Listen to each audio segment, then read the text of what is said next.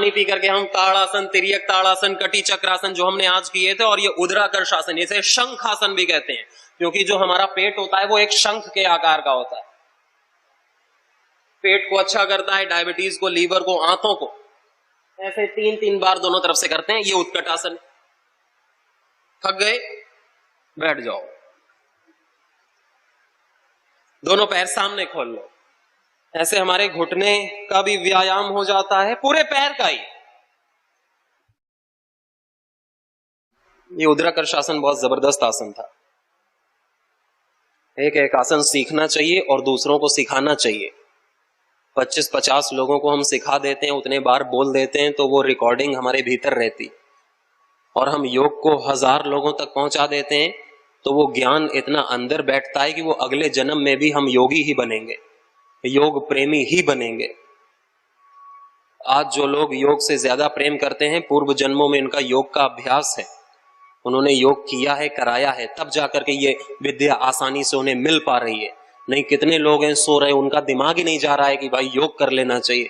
TV पर भी आ रहा है, फ्री में सीख सकते हैं, इंटरनेट पे भी भरा पड़ा है, लेकिन नहीं सीखते। सूक्ष्म व्यायाम तो हमने कल शाम को भी किया था। कोई ज्यादा देर तक बैठता है, पैर दर्द करते हैं, तो युवा तो जबरदस्ती भी बैठ सकता है अभ्यास बनाने के लिए कि मैं पद्मासन में लगातार 1 घंटे तक बैठूंगा, भले ही दर्द करे, वो तो कर सकता है। लेकिन जैसे अर्थराइटिस है या जो रोगी है, बुजुर्ग है, उसको ज्यादा जबरदस्ती नहीं करना चाहिए। 5 मिनट में अगर आसन दर्द करता है तो आसन बदल लेना चाहिए। बीच बीच में सूक्ष्म व्यायाम करना चाहिए। सूक्ष्म व्यायाम सुबह, शाम, दोपहर रोज करें। लंबी गहरी श्वासों के साथ एक एक मांसपेशी, एक एक नस नाड़ी को ऐसे स्ट्रेच करना है। थोड़ा थोड़ा नहीं करना कि किसी से बातें कर रहे हो, ऐसे ऐसे कर रहे हैं। ऐसे करते हैं योग, टीवी देखते हैं या बातें करते हैं, ऐसे ऐसे किया, फिर भूल गए, फिर कहा समय हो गया, अभी चलो, हो गया योग आज का। हाथ ऐसे लगाते हैं, सांस लेना ही भूल जाते हैं, ऐसे लगा के रखते हैं बस। उनको खुद को लगता है मैं अनुलोम विलोम कर रहा हूं, और अनुलोम विलोम नहीं करते। हाँ, अभी हम वक्रासन करेंगे।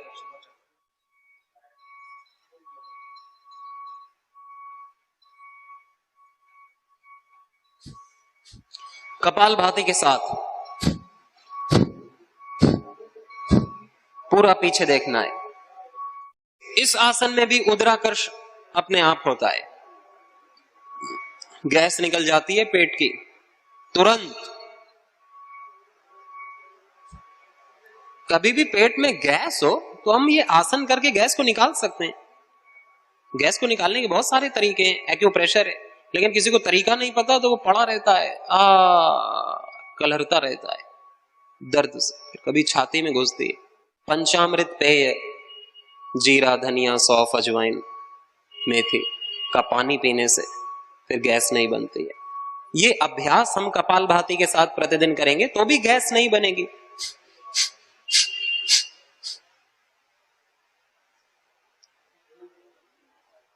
ऐसे पीछे की तरफ मुड़ना होता है, जो हाथ पीछे है उसकी तरफ पीछे। ये वक्रासन है। अब हम दूसरी तरफ से करेंगे। जैसे मान लो राइट पैर को मोड़ा तो राइट हैंड पीछे और लेफ्ट हैंड को क्रॉस करके से घुटना पकड़ के जो हाथ पीछे उसकी तरफ पीछे देखना है।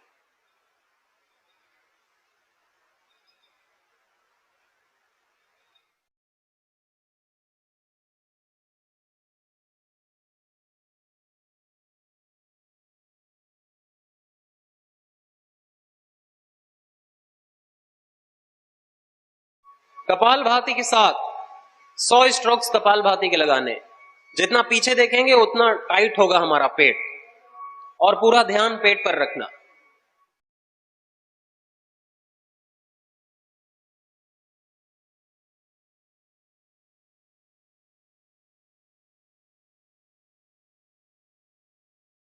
ये पेट के आसन है। और एक आसन है इसी तरह अर्ध मत्स्येंद्र आसन। जैसे हम गोमुख आसन में बैठते हैं ना, वैसे ही एक पैर को, जो पैर ऊपर है उस पैर को खड़ा कर देते हैं, और फिर इसी तरह वक्र आसन में एक हाथ को क्रॉस कर दिया, ऐसे पकड़ते हैं, और एक हाथ पीछे कमर पर।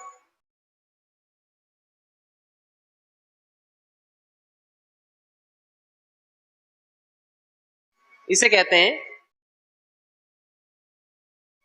अर्ध मत्स्येंद्रासन। जैसे हम राइट पैर की एड़ी को इधर लाए, लेफ्ट पैर को ऐसे पैर के उस तरफ ले जाकर के खड़ा कर दिया, लेफ्ट पैर को, और राइट हैंड, लेफ्ट नी, राइट एल्बो इधर क्रॉस कर लिया, हाँ पैर को पकड़ा, एक हाथ पीछे।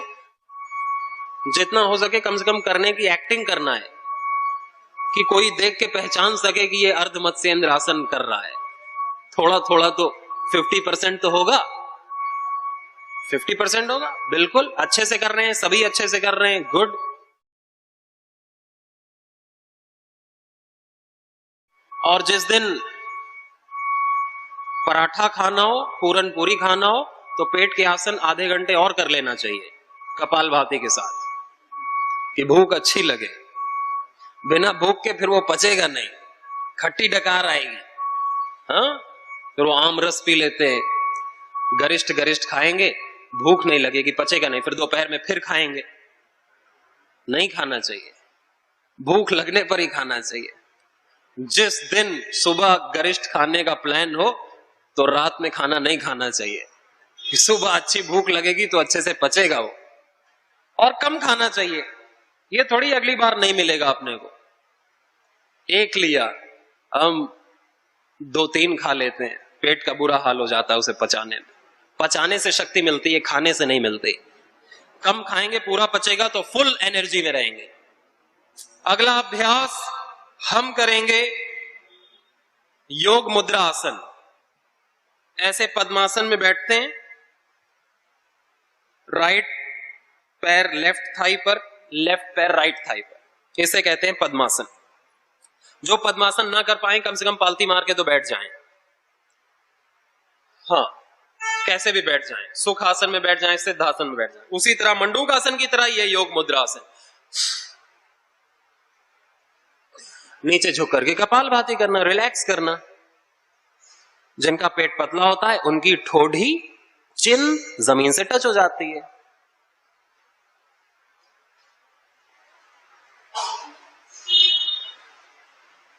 कपालभाति के 100 स्ट्रोक्स लगाने, पूरा ध्यान अपने पेट पर। इससे आपका पुरुषों का प्रोस्ट्रेट, महिलाओं यूट्रस,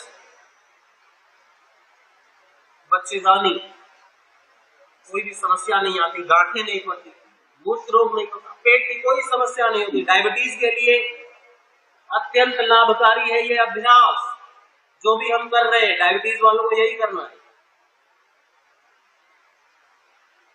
कोई अलग अभ्यास नहीं है कि डायबिटीज के लिए अलग होंगे, फैटी लीवर के लिए अलग होंगे, कब्ज के लिए अलग होंगे। यही अभ्यास पूरे शरीर में लाभ करते हैं।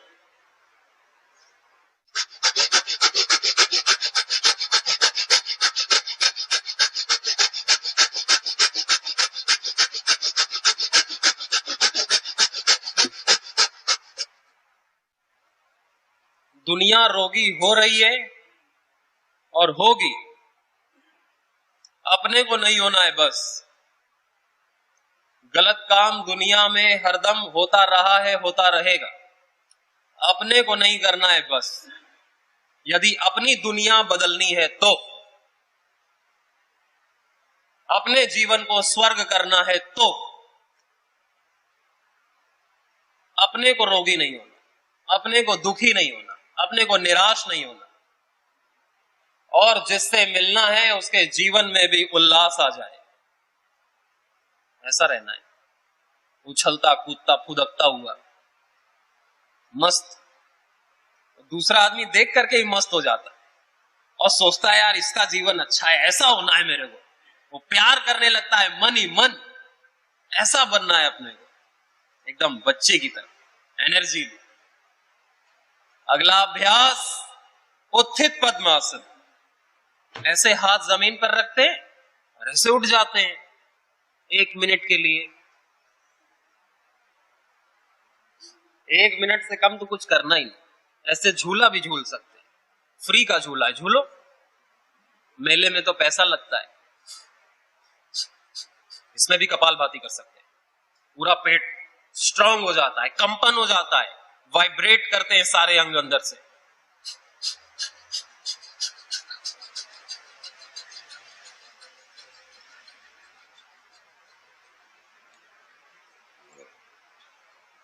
डकार आ जाती तो पेट का सारा गैस निकलता है। इसी तरह मयूरी आसन भी है।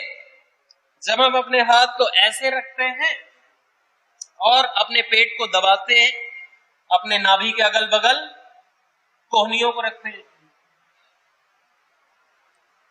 इस प्रकार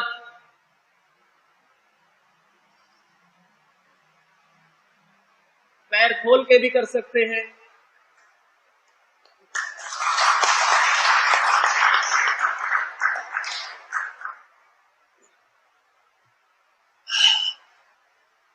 ऐसे युवाओं को करना चाहिए। मयूरी आसन और मयूरासन। ऐसे वज्रासन में बैठ करके भी हम उत्थित वज्रासन भी कर सकते हैं।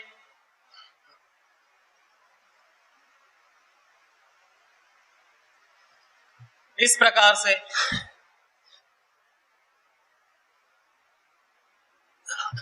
बल बढ़ता है हमारी मांसपेशियों का, हाथों का। ऐसे हम पैर सामने खोल करके तोल आसन, उसमें भी हम ऊपर उठते हैं।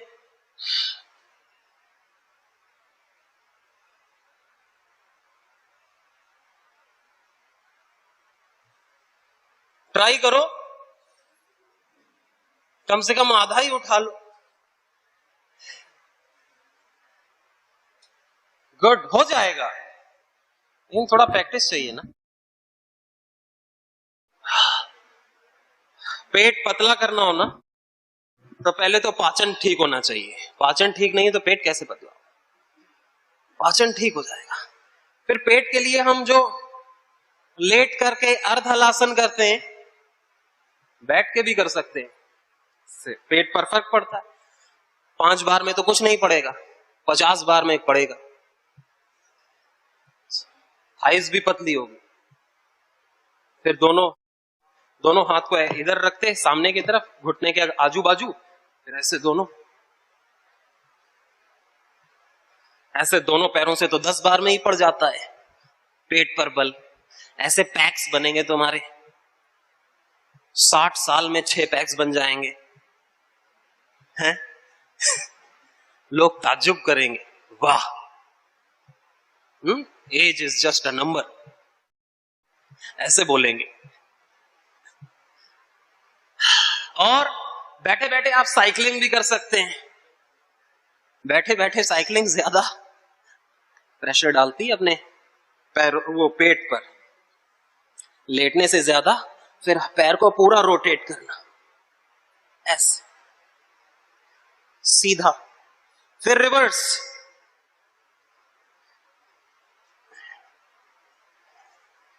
कम से कम 10-10 बार। थक गए? असली साइकिल फायदा नहीं करती। असली वाली साइकिल, उसमें तो सीट पतली हो जाती है, बैठ बैठ के इतना वजन रहता है हमारा। हमको पेट पतला करना है कि सीट पतली करनी है? ये नकली साइकिल चलाया करो रोज आधे घंटे, पूरा बीच तक घूम के आया करो, मन ही मन। फिर दोनों पैरों से साइकिल,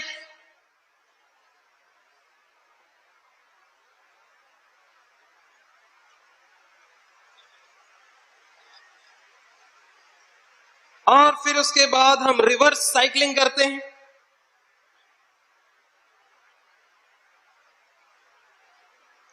पूरा हमारा पेट पर, अंगों पर फर्क पड़ रहा है कि नहीं?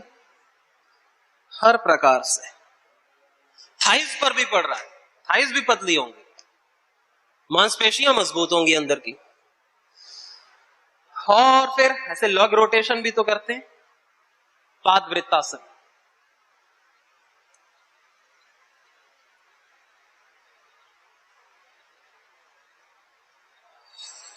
फिर रिवर्स, पूरा ऊपर उठाना। 10-10 बार तो कर रहे हो ना, मैं तो अपना गिन रहा हूं। हाँ, जब तक सांस ना फूले ना, जब तक दम में दम हो, बेदम नहीं होना। अब एकदम दम खत्म, फिर रखना, फिर पैर खुश हो जाएगा तुमसे, हंसेगा। हा हा हा हा। अगला, अगले पैर से लंबी गहरी श्वासों के साथ पूरा ध्यान अपने पैरों पर। नहीं तो पैरों के बहुत सारे रोग हो जाते हैं। पैर कभी एंकल दर्द, एड़ी दर्द करती, पंजे, घुटना, varicose veins, hip joint, sciatica, मोटापा पैरों का। फिर रिवर्स, उल्टी दिशा में 10 बार।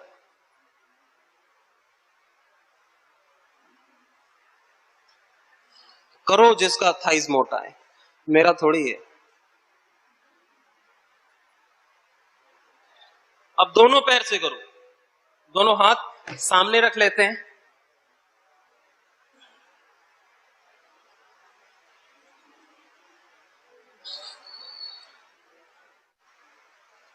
श्वास होल्ड करके, जिसमें ज्यादा बल लगता है तो श्वास होल्ड करके करते हैं।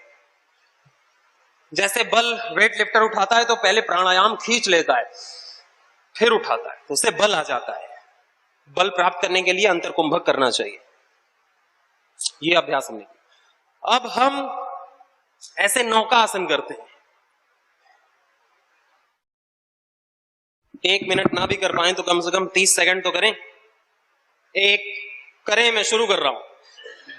2, 3, 4, 5, 6, 7, 8, 9, 10, 11, 12, 13, 14, करो 15, फिर से आ जाओ 16, 17, 18, 19, 20, 21, 22, 23, 24, 25, 26, 27, 28, 29, 30।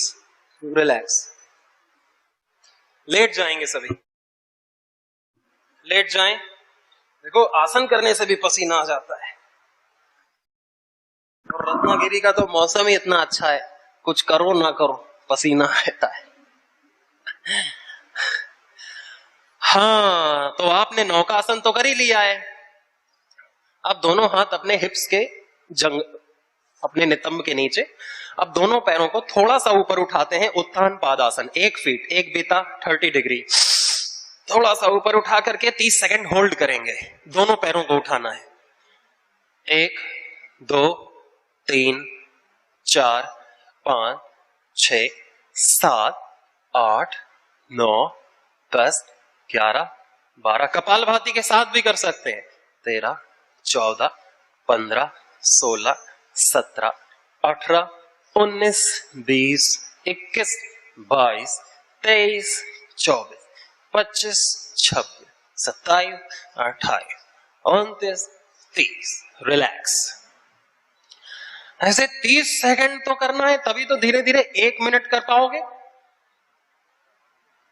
योग ग्राम में कोई कोई साधक होते हैं ना, इतने जुनूनी होते हैं, जिनको अपना रोग, कैंसर और पता नहीं इतने भयंकर कि उनका नाम अभी तक इजाद ही नहीं हुआ, आविष्कार ही नहीं हुआ, ऐसे ऐसे रोग लेकर के आते हैं, खूब आसन करते हैं।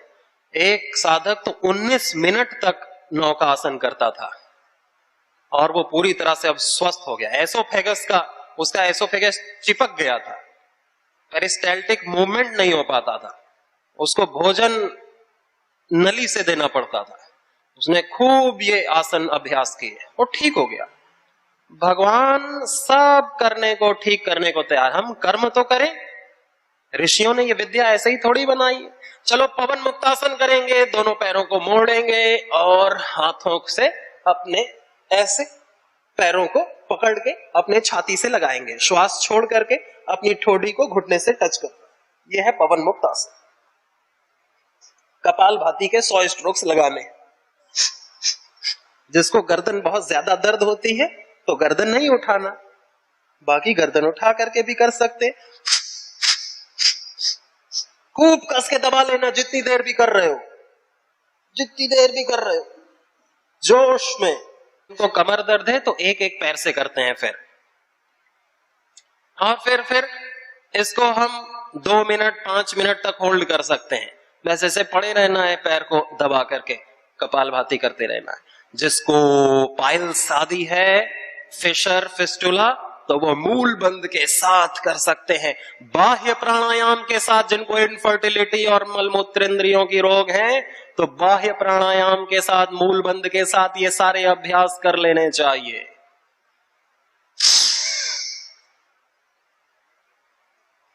एक बार बाह्य प्राणायाम के साथ करके देखें।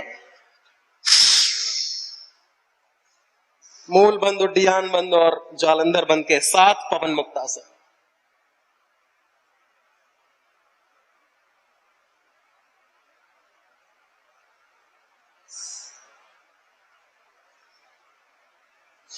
रिलैक्स। हमने 1 मिनट से ज्यादा ही किया है, आपको भी करना है। कम से कम सब नहीं कर पाए तो पवन मुक्तासन, मंडूकासन ही कर लेना। इतने सारे आसन में आप कोई 4 आसन तो कर ही पाओगे आराम से, सारे नहीं भी कर पाते तो। अगला अभ्यास बटरफ्लाई, तितली आसन जैसे करते हैं ना, वैसे ही दोनों पैरों को मिला करके, एड़ियों को मिला करके नमस्ते करते हैं और अपने हाथों की उंगली को इंटरलॉक करके पैर के पंजे को पकड़ लेते हैं। इसे कहते हैं तितली आसन। बैठ करके करते हैं। फिर अपने नाक से अंगूठे को ऐसे मिला लेते हैं, चिपका लेते हैं, अंगूठे को नाक से मिला लेते हैं। इसे कहते हैं पाद अंगुष्ठ नासा स्पर्शासन। पाद अंगुष्ठ नासा स्पर्शासन। अगर नहीं लग पाता तो जितना हो पाता है उतना खींच करके रखना है।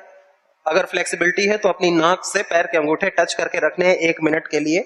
आप बाह्य प्राणायाम के साथ भी कर सकते हैं और कपालभाति के साथ भी कर सकते हैं, पेट के रोग हैं तो।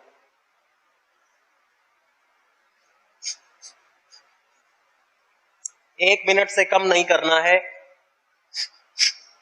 तभी तो स्ट्रेचिंग होगी, तभी तो पेल्विक रीजन स्ट्रेच होगा। पीरियड्स प्रेगनेंसी में इनफर्टिलिटी की समस्याएं नहीं होंगी, मूत्र रोग नहीं होंगे।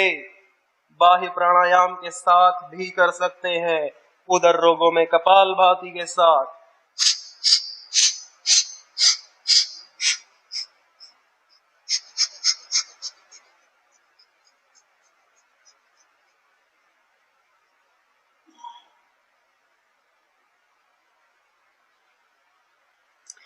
रिलैक्स। अब अपने दोनों पैरों को ऐसे पकड़ो, अपने लेफ्ट हैंड को लेफ्ट लेग्स को लेफ्ट हैंड से, राइट लेग को राइट हैंड से ऐसे पकड़ लिया, पैरों को खोल लिया। जैसे नमस्ते किया था, पैरों को खोल लिया। अब अपनी तरफ खींचा, अपने घुटनों को जमीन से टच करने का प्रयास किया, जितना हो सका अपनी तरफ खींच। इसे कहते हैं आनंद बाल आसन। आनंद बाल आसन ये भी प्रेगनेंसी में, पीरियड्स में, कोई भी इनफर्टिलिटी, गुप्त रोग, धातु रोग, मलमूत्र इंद्रियों का जो रोग होते हैं, उन सब में, महिलाओं पुरुष के लिए अपने पैर को खींच करके रखना है, जमीन की तरफ खींचना है जितना हो सके। रिलैक्स से पेल्विक रीजन हमारा स्ट्रेच होता है। इस आसन को करने से, पाद अंगुष्ठ नासा स्पर्शासन करने, शवासन करेंगे अभी, तितली आसन करने से, स्थित कोण आसन करने से, मल आसन करने से, उत्कट आसन करने से, वज्रासन आदि करने से, गोमुख आसन करने से, ये हमारे अंग ठीक होते हैं। हम महसूस कर सकते हैं कि कौन सा आसन किस अंग पर ज्यादा प्रभाव डालता है। इसीलिए तो कहते हैं ध्यान से करो। ध्यान से करते हैं तो हमें पता चलता है कि कहां पर लाभ हो रहा है और कितना हो रहा है। नहीं तो ध्यान से नहीं करते तो कहते हैं योग से कुछ होता ही नहीं, योग फायदा नहीं करता। क्यों नहीं करता? क्योंकि हमें जितना करना है हम उतना नहीं करते, हमारी विधि गड़बड़ होती है। कभी करते कभी नहीं करते हैं, सीरियस नहीं लेते हैं, शाम को भी नहीं करते हैं, हम औषधि नहीं लेते हैं, दिनचर्या ठीक नहीं, खाना पीना सोना जागना कैसे ठीक होगा? इंटीग्रेटेड योगपैथी, इंटीग्रेटेड योग विज्ञान। शवासन भी जरूरी है सभी आसनों के बाद में। रिलैक्स करें पूरे शरीर। कठिन ना हो पाए तो सूक्ष्म व्यायाम, प्राणायाम और जितना हो सके 2-3 आसन कर लेना है। फिर खान पान पर बहुत ध्यान रखना है। समय समय पर रात का खाना तो हर दिन छोड़ सकते हैं, नहीं तो समय पर उपवास करना चाहिए। हफ्ते में कोई दिन, सोम मंगल बुध शनि रवि कोई भी, या एकादशी, या कोई भी 15 दिन में तो कम से कम पेट को एक बार खाली रखें पूरा दिन, कि जितना भी मल जमा हो 15 दिन में वो सब भस्म हो जाए, निकल जाए, जठराग्नि उसे जला दे। जठराग्नि को भोजन नहीं मिलता तो हमारे रोगों को पचाती है।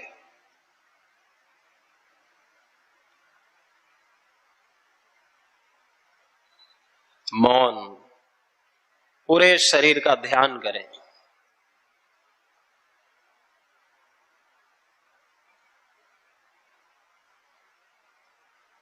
एतदालंबनम श्रेष्ठम एतदालंबनम परम एतदालंबनम ज्ञात्वा ब्रह्मलोके महि। ओम के हम हो चुके हैं, देव पथ के पथिक हैं हम। ओम के हम हो चुके हैं, देव पथ के पथिक हैं हम। जितने विकारी पाश हैं, भय मरण व्याधि त्रास हैं, सब मानसिक उपहास हैं। हम सजग हैं बस सो चुके हैं, ओम के हम हो चुके हैं, देव पथ के पथिक हैं हम। उस आत्म निर्मल गंग में, निस्सीम प्रेम तरंग में, उस अज अनामय अंग में अस्तित्व अपना खो चुके हैं, ओम के हम हो चुके हैं, योग पथ के पथिक हैं हम। ओम के हम हो चुके हैं, देव पथ के पथिक हैं।